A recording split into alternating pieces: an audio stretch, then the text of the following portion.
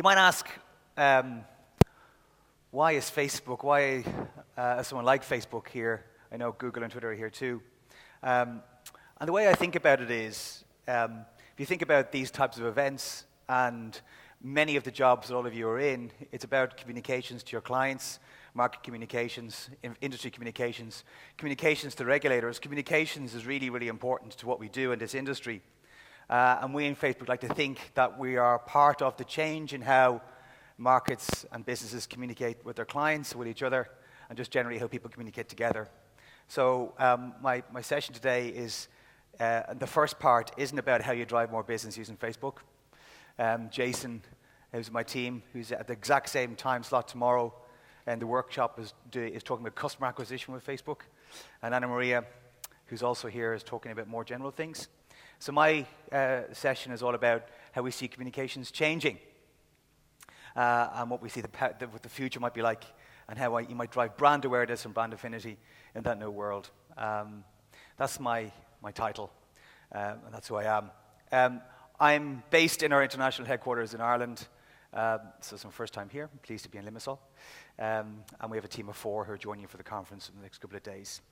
But when Anna Maria and Jason, who are part of my team in Dublin, and Lucas suggested that we get involved in this conference, it was way back at the start of the year, and we're planning our events and who we'd like to see and do business with.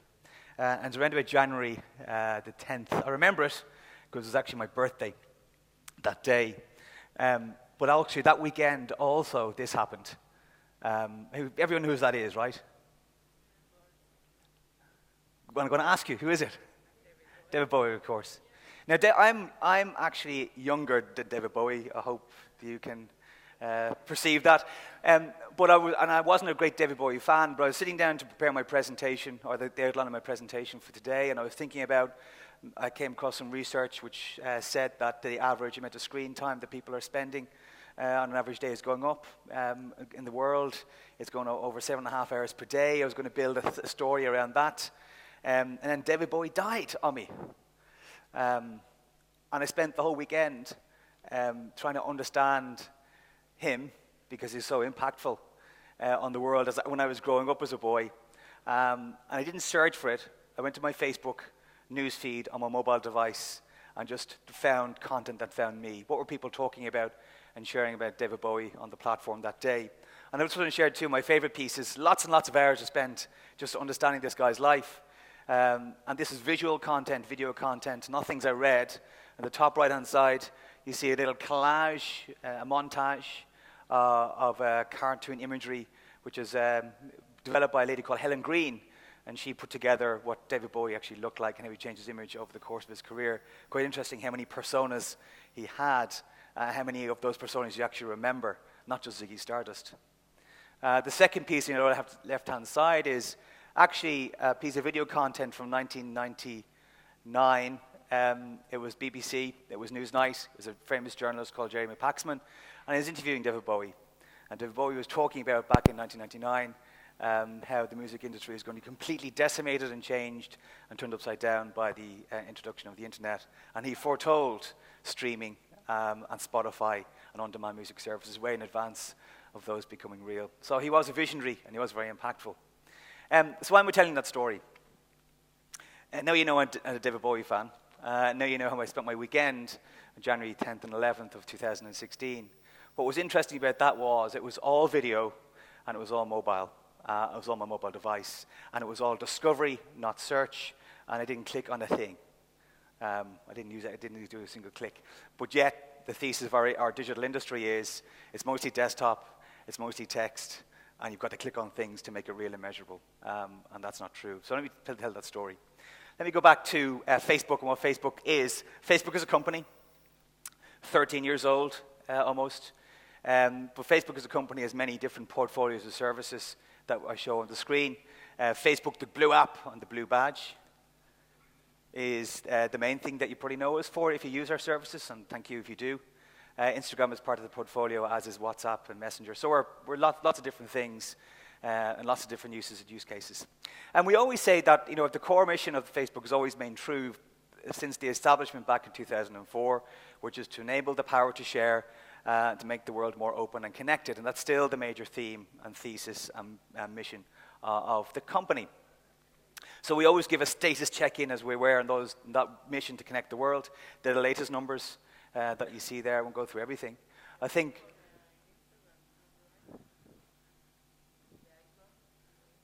Is not right?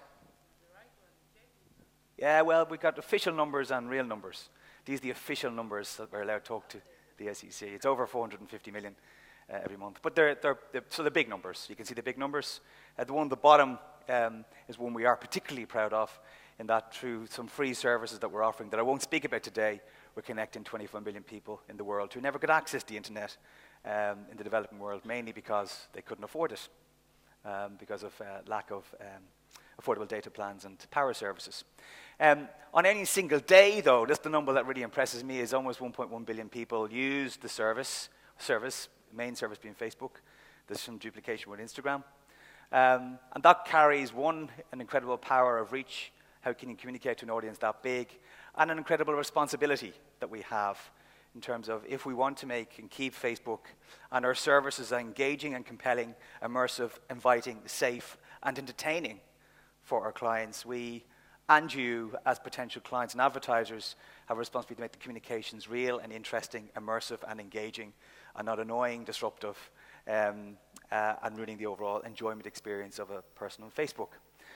That's always been the case. But I want to bring out some trends we see happening right now and into the future, which made that challenge as a marketing person or even a salesperson more difficult, potentially, but actually far more rewarding than it ever has been before because of that reach. So the first is mobile. A gentleman here is on his mobile, a gentleman there is on his mobile, a gentleman there is on his mobile. I'd say about 15 people right at this moment are looking at their mobile screens and not looking at me, despite this fantastic presentation this morning. That's okay. That's okay. That's fine. I'm not insulted at all, because actually that's a cross-section what's happening in the world anyway. Everyone's on mobile. But I've been to a few mobile conferences. Anyone go to Barcelona, to GMS, EXPO conference in Barcelona? I went this year. I've been for the past couple of years. When you go to these conferences, when people talk about mobile, they're talking about sexy devices, wearable devices, iPhone watches, iWatches, new Samsung devices. It all stops with a piece of glass and the mobile device. Now, we know those devices are getting far more powerful than they ever were before. The batteries are hugely more performant than they were before. Connectivity is better than before. When we think about mobile, we don't think about mobile devices. We think about these people on our platform and what they're doing through mobile. And therefore, when we talk about our population on Facebook, we talk about people and not users. They don't use our service because we don't charge them for it. It's all free. They're invited to come in and experience our service. And experience is a very people-denominated thing, so it's all about the experience. So chance for audience participation. Quick quiz. The theme is mobile, and I'm going to show some numbers. So 7.2 billion. Anyone have an idea what that number means? What I might refer to? Any guesses? I had population, 20 years population in? The population, according to my numbers, is 7.1 billion when they last counted it. So it's close. 7.2 billion is the number of SIM cards in the world, active SIM cards in the world today. So SIM cards are more populous than population. That's not really fantastic new news. 100 refers to countries. That's the clue. 100 countries where, that's the start. It says 100 countries where the number of SIM cards in the world is greater than the population. There's about 195 countries in the world. So over half the countries in the world have more phones or SIM cards than people. 5 is, you won't guess this because I'm not going to ask. The number of phones in the world crossed the number of people in the world in October 2014, almost 2 years ago. And it's growing 5 times faster than the population ever did. And lastly, 38 and 13, it took 38 years for radio to reach 50 million people in the world, and took 13 years for TV to reach 50 million people in the world. But it took 5 years for mobile to reach 1 billion, and took 67 years for TV. So the theme is mobile. the theme. It's happening very fast. There's already more mobile devices than people, and it's accelerating so much more fast than anything else in the world that actually we believe the mobile trend is no longer a trend anymore. It's past. It's in the history. Mobile is done. It's in the past. If you want to talk to people, if you want to engage with people, it has to be mobile. Now, you could argue, is it mobile only, or mobile plus desktop, or mobile plus smart TV? Depends on what you're trying to do. But if you don't have mobile first in what you're doing, you're actually wasting your time if you're trying to build a new business or grow a business, because the population's all moved there. And it's more extreme at different age cohorts, as you imagine. So we know, I'll give you some more statistics I'll show on the slide. I won't talk to everything. So people have their phones with them all the time. 70%, I think, have them all, but 2 hours per day. I'm actually still trying to figure out what those 2 hours per day are, but there you are. That's what the stats say. And it's even more extreme with the younger population of millennials, who are actually, by and large, millennials coming through our demographic generally have more money coming into their middle ages. So if they're growing up on mobile, they're spending all their time on mobile, you have to be on mobile. But if you look at mobile usage and where mobile development started, and this is where actually we as a company got it wrong. We only launched our mobile capability back in 2012. I started in the company back in 2011. Facebook back then was just facebook.com. It was an app, or sorry, a website on a browser. We launched our mobile app in 2012. And we actually rendered it using HTML5 for those who are technically minded. It was a thin scrape of a website using HTML5. It was very, very, very slow. So we re-engineered that to become an app. And now what? If you want to be a mobile, you have to be an app. You kind of know that, right? The problem is everyone else knows that too. So currently there's about 3.1 million apps live in the App Store, the 2 app stores, Android, Google Play, and Apple, iTunes, and the App Store. So if you have that many apps out there, how do you get attention? And how do you grab audience in that large, vast population? Because we do know by looking at usage on mobile that although people got very powerful devices and probably have many apps on their phone, they only ever use at most 27 of them every month, even though they might have a couple of hundred. And probably 80% of their time is spent in 4 apps. And those apps are probably single usage, single purpose, and rather than very rich and deep.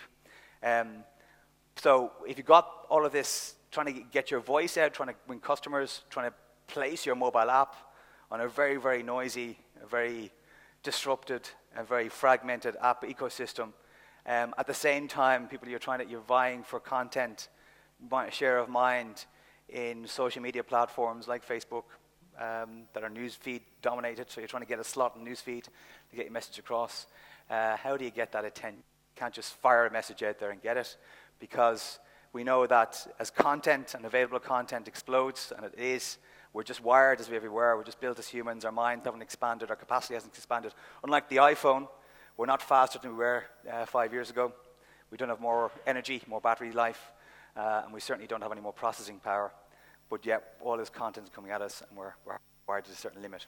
So, what I want to talk about is the future of communications. In that very noisy, busy mobile world, what we see in terms of communications tends to 3 things, and this is the pillars of my talk today. Communication, which is immediate. Communication that is mobile is already done, right? So you got that. So immediate, expressive, and immersive from a branding perspective. I'm going to give some examples. So immediacy. Some stats. Mobile phones checked today. What's interesting, though, is if you look at the 27 maps installed on an average person's smartphone, and they only use about 3 or 4 of them, we know that of the 3 or 4 apps they use, usually in most markets, and thankfully, and my thanks to you, Facebook is probably number 1 or 2 on their apps. Maybe Instagram is number 3, depending on what age you are. But certainly messaging is always there in the top 3. Everyone is using a messaging app of some sort. And that would include Apple Talk as well. But if you look at the top apps around the world, 6 of the 10 globally are messaging apps. Some of them you might recognize some of the icons. On the right, you've got WeTalk, KakaoTalk, and Line. They all emerged and were born in the Far East, where messaging really began to explode. And we have WhatsApp, which is the green icon on your left-hand side, and Messenger is part of the Facebook's portfolio, which is growing hugely. More than 800 million people using Messenger every single day, and almost 1 billion people on WhatsApp every single day. So messaging is huge, and we can talk later why we think that happened. I don't want to go into that, but messaging is huge. It's person-to-person, person-to-group, instantaneous communication on that vast installed base of devices. I'm going to run a short video, which is we're going to go around the world in 3 days in this video. Around the world 3 times, should I say. And it's a snapshot of history. What the first circle of navigation is intended to do is depict the time-lapse way we saw GNS mass installed around the world. So it kind of predicts where mobile phones, when they first began to emerge in the early 90s, with 3G, the mid-90s, began to move around the world. So it's fast, as you can see. It happens in the US last. That's not a statement. It's the penetration of mobile really to take off in the US until much later in the early 2000s. The second spin around the world, starting in Europe, the blue dots, it starts in 2004, 2005. We launched Facebook Pages, particularly Facebook Pages for businesses, and that depicts how they spread around the world. And the pattern is similar from geo-target, geo-code, compared to others. It's very similar to where mobile phone mass, mobile adoption was concerned. In this case, this went wrong. It didn't happen in the States last, although mobile phone adoption happened last. And our third spin around the world is a graphic illustrating how quickly, how fast messaging between people on pages on Facebook is happening since 18 months ago. So it's only since 2012. You can see it's slowly going more quickly. So, 2 things I said in the last 15 minutes. One, mobile is huge and it's accelerating much more quickly than anything else we saw ever. Messaging is actually surpassing that. So, Facebook relates, getting to mobile, and we now account for 76% of our revenue, which is mobile advertising. Messaging is huge for business in the future. So, if you're not doing mobile, you're behind the game. If you're thinking about communications to your clients in the future, our thesis is that businesses will need to build up some sort of capability and strategy around person-to-person instant communications where it makes sense. It doesn't mean that you're going to be IMing in messaging, advertising, promotion campaigns, but it might be, for example, in terms of loyalty, trying to retain clients, either high-value clients in terms of additional client service, or retain clients who are not low high value to get them to spend or invest in your service again. Messaging could be the way to think about it. We see huge innovation in the high-value client service segment, where they got direct access to personal account managers, client concierge services, or traders even. And that's an interesting example.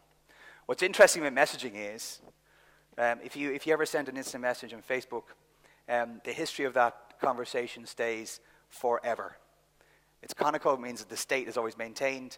So if you're maintaining a CRM, a customer relationship management system, which keeps transaction history of your client contacts, it's all kept there for you in Messenger. It'll always be there, always available, always searchable, and it acts as a confirmation of conversation that you might seek other ways to do in the regular environment now. So messaging, immediate communication, expressive communication. The lady here quite correctly tried to correct me. I refused the correction, but she's probably right. That the monthly population on Instagram is bigger than 441 million. That suggests to me that you're an Instagram user. Great, so she's an Instagram user, like hopefully many of you. We didn't invent or create Instagram. We did buy it back in 2013, I think. And that was the example where we realized that actually the internet was changing.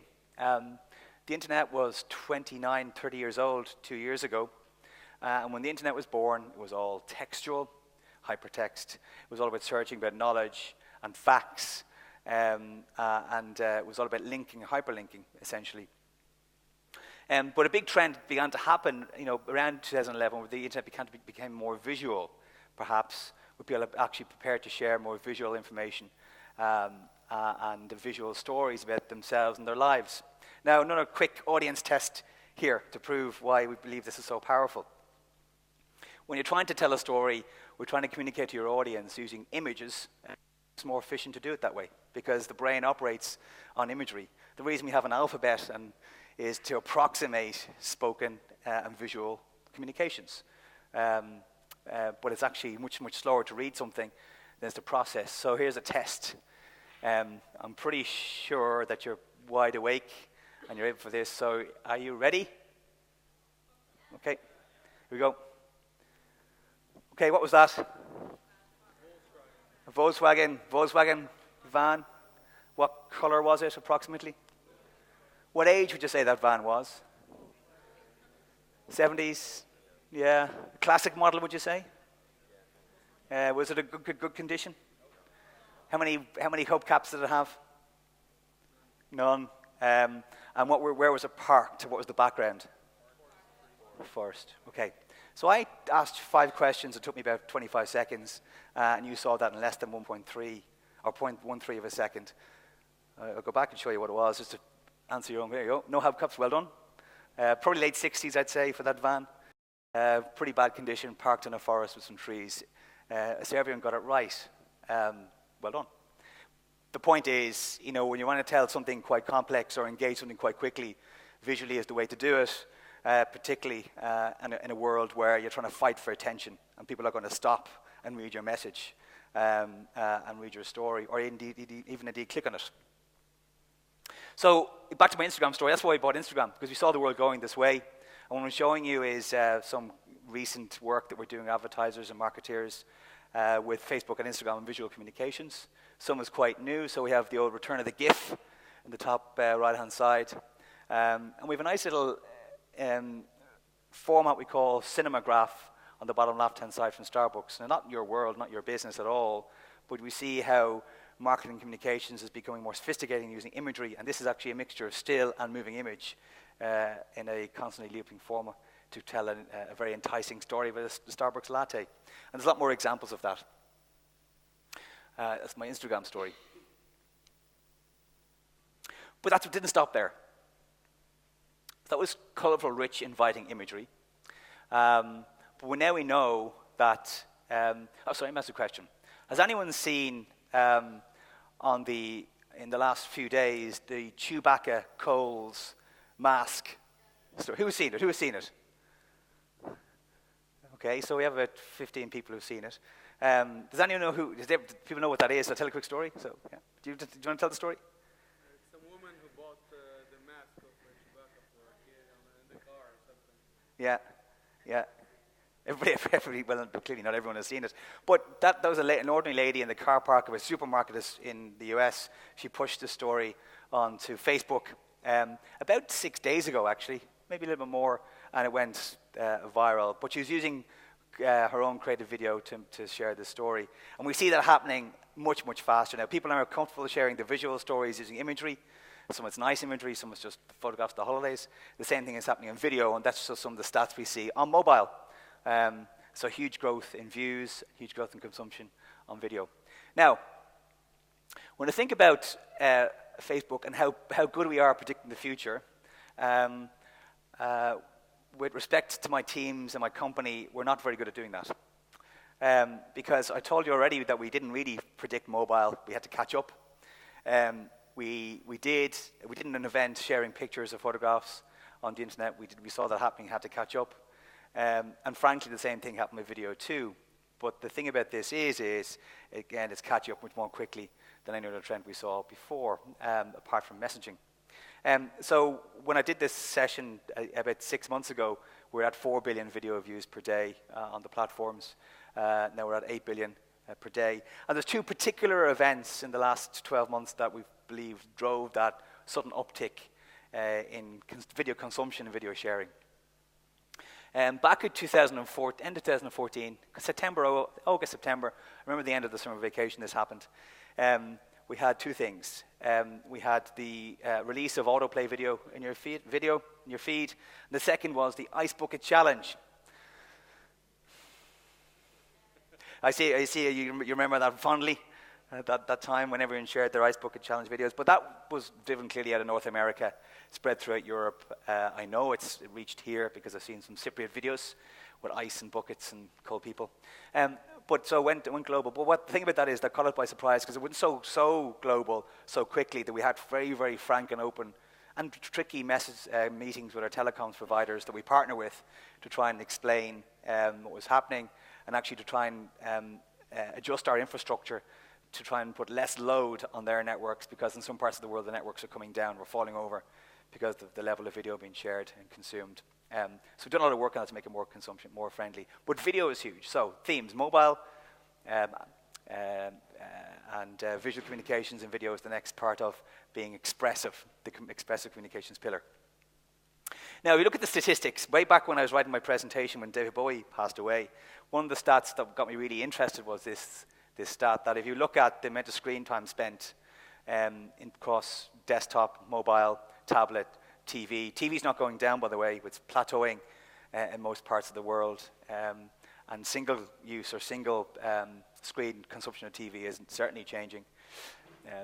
By the way, did you know that if there are 7.2 billion SIMs in the world, how many TVs are in the world? 1.6 billion. There's only 1.6 billion TVs in the world, and that's not growing. So if you look at the time spent in different forecasting based on availability of devices and how time spent on screen is changing and how consumption of content is changing, forecast forward 25 years, 1/6 of your time was spent watching videos on mobile, which is why we're here today, to convince you that your story should be mobile, your story should be video in terms of brand experience. And that's just some examples of motion video we're working on. I'm tight on time, so I won't show you all. I like the Harry Potter one because that's just taking a flat piece of short form video and through clever use of a white box, making it look like a 3D. So creative is really important, creative thinking. Lastly is what does that actually mean for companies and advertisers? So this way we're trying to bring it all together a bit. We have the 1 billion people, 1.1 billion people on the platform. We know quite a bit about what their interests are, what their demographic is, where they live, what sports teams they like. If they're willing to tell us, we know, what they like to buy, what they're interested in following. Then we know their news consumption.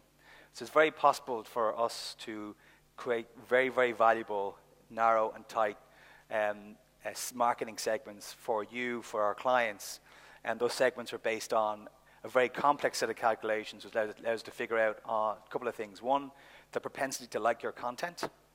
Number two, the propensity or likelihood to engage with our content. I watch the whole thing or appreciate the image. And number three, and more importantly, ultimately, the propensity and likelihood to take action based on the content that they saw.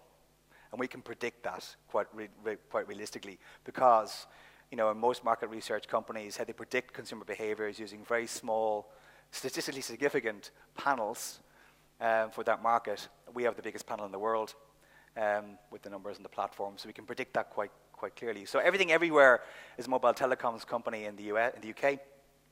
They wanted to get up to mobile broadband. They hired Kevin Bacon as the face of the campaign. And what they did was they split London, which is their target market mostly, into 3 key demographics. They wanted to get people to watch sports on the mobile device. They targeted sports lovers on the platform.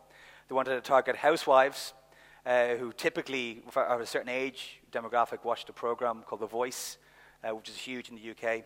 And thirdly, they wanted to target people traveling on the tube to consume content or news from the night before.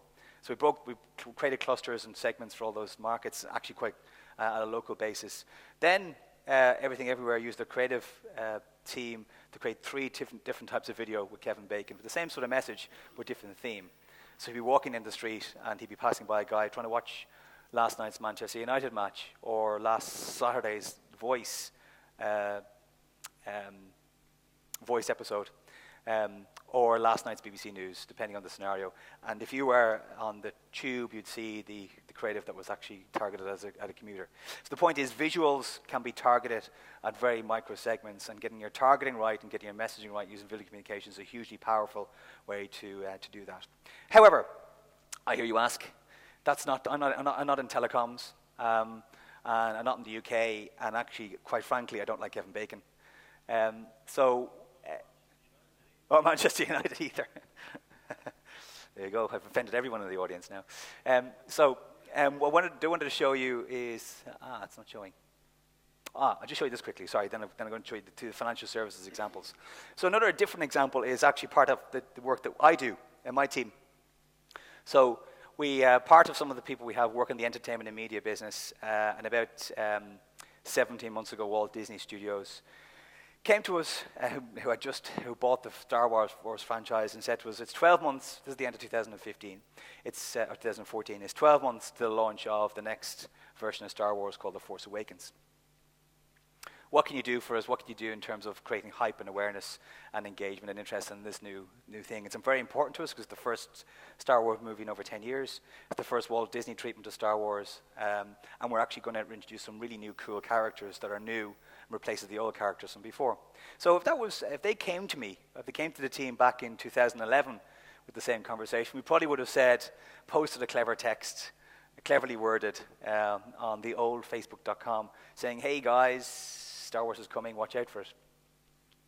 If it was 2012, 13, we probably would have picked a nice, clever, flat, static image of the Millennium Falcon and posted that in the mobile app that people could see. If it was 2013, mid-14, we probably would have probably posted a clever Star Wars video, maybe on YouTube, and a link to YouTube in a post on Facebook. And we did none of that, because what we're about to do at that point in time was really innovate in terms of richer, immersive communications, which I'll just show you. This, which is using a component of virtual reality and augmented reality. I'll go to the next slide because it shows it better. So what we did for Star Wars is we ran this campaign. There's a newsfeed on Facebook. And if you clicked on the image, which is so you got to see,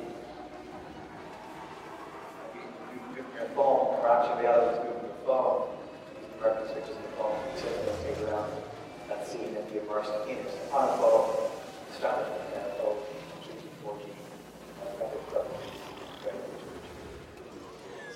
for those who see the movie, that's actually a cut from the first scene, or first couple of scenes in the movie that went really, really well. So that introduces going from static to rich visual communications to immersive communications.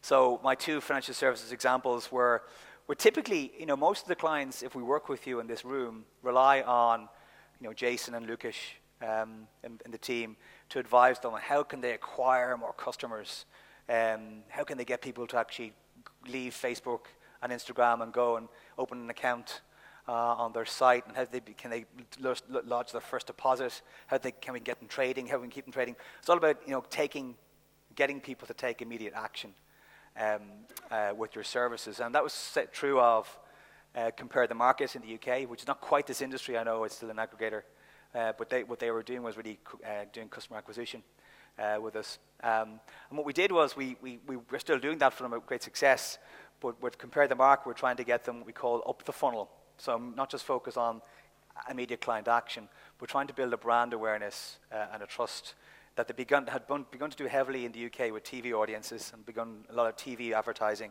We began to do the same brand advertising with video on Facebook. I'll just show you some of the results. By the way, for those not in brand marketing, a 13-point lift in ad recall is unknown. Usually when you're doing brand advertising, to get a brand uplift in any metric, 2 or 3 points is actually quite good. 13 points is a massive, massive movement on brand awareness, brand affinity, and likelihood to purchase. Just using video that drove people down the funnel to actually go to the Compare the Market site and do business with them. The same was true of TransferWise in the UK, TransferWise in the FX and transmission business set up by execs from PayPal, etc. Again, looking for clients, looking for acquisition.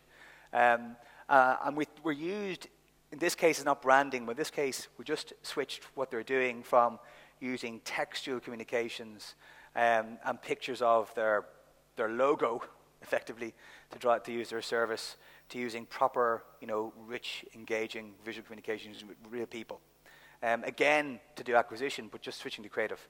And we can see the results in terms of lowering incremental cost, increasing reach, and increasing action.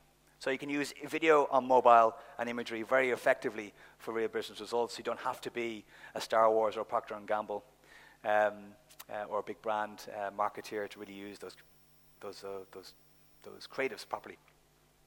So lastly, the future. I gave you a little glimpse about what we've been doing with Star Wars, and that's really in terms of one of our big bets that we, for once, are ahead of the game on. So we missed mobile, and we missed video, but now we're actually ahead of something we think is going to become huge.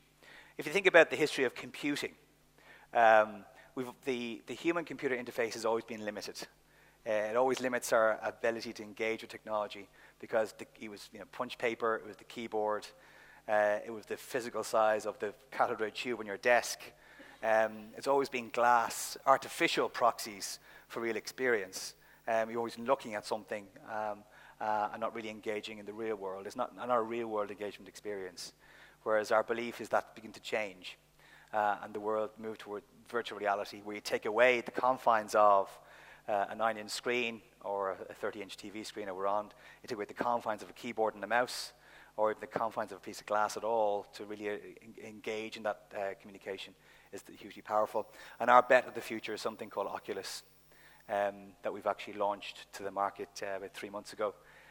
What that is, if you haven't seen it, is it looks a bit like that. So it may not be, the headsets and the devices will change and become lighter and more powerful. But if you ever have gone to any of the technology conferences, the hottest thing outside of the Internet of Things, mass market, is actually this. And every tech company that we know of is trying to work to catch up on this. Oculus is a company we bought, it's a team we bought rather than the company we bought, because they're doing quite clever things on this. And we believe we've stolen a march in the market, and watch out for that. So, why I'm saying that is, if you're not preparing yourself for those trends we see in the future, it has to be mobile, you have to do that. It has to be visual, you have to do that. Potentially consider visual moving imagery to drive great results. Where the future is going is that. And imagine a scenario where, this is the IFX conference. Imagine a scenario where you're trying to create the atmosphere and excitement and reward of a trading room for a client to want to spend and speculate and deal with you. Through a flat screen, it's lots of data and lots of imagery. You need an analytical mindset, perhaps with emotion, to make that trade. If you create an environment which is much richer and visual, yes, you need the analysts, yes, you need the knowledge, the information to hand, but the emotional part of what you could potentially offer becomes much, much stronger in something like this for the future. Just a thought I put there, this is where it could go. Might not be applicable, might be too far out, but that's one of the use cases we might see in terms of gaming. And what we're all in the business of in this industry is partly gaming. And gaming is taking this technology quite fast. So I'm going to finish just on this.